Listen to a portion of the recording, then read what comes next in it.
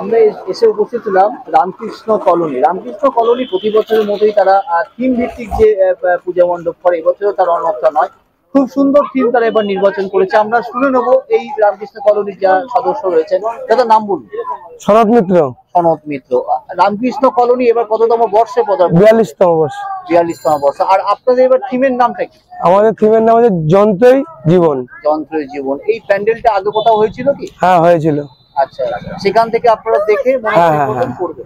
তো আপনাদের তো এই রামকৃষ্ণ কলোনির প্যান্ডেল দেখতে প্রচুর মানুষ আছে। কিভাবে আপনারা এবারে এই মানুষ যে ভিড়গুলোকে কন্ট্রোল করবেন, কিভাবে করবেন? আমাদের যে ব্যারিকেড করে দেওয়া আছে, মানুষ লাইনে আসবে। কিছু ভিআইপি আছে, তারা তাদের ভিআইপি গেট করাবে, তারা ভিআইপি তে ঢুকবে। আচ্ছা, প্রথমে আপনাদের কাজ শুরু হচ্ছে কবে? আমাদের শুক্রবারে উদ্বোধন।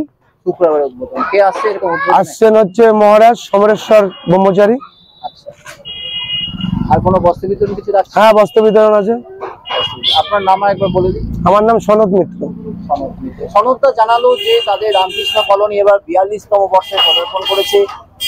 এই প্যান্ডেলটি আগে বাইরে হয়েছিল, তারা সেখান থেকে দেখে তারা মনস্থির করেছে এবার তারা রামকৃষ্ণ কলোনিতে করবে যন্ত্রের জীবন। যন্ত্র ছাড়া মানুষের জীবন তো চলে না। সেক্ষেত্রে যন্ত্রটাই কিন্তু মূল ভিত্তি। তো সেটাকেই কিন্তু এখনো প্যান্ডেল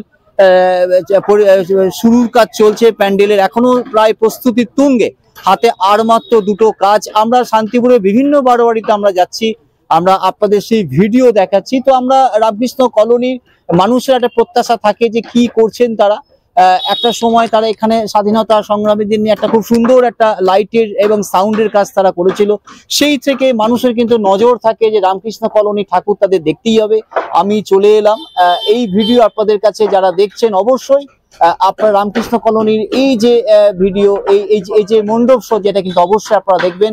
2024-এর রামকৃষ্ণ কলোনি রাস উৎসবের থিম যন্ত্রই জীবন।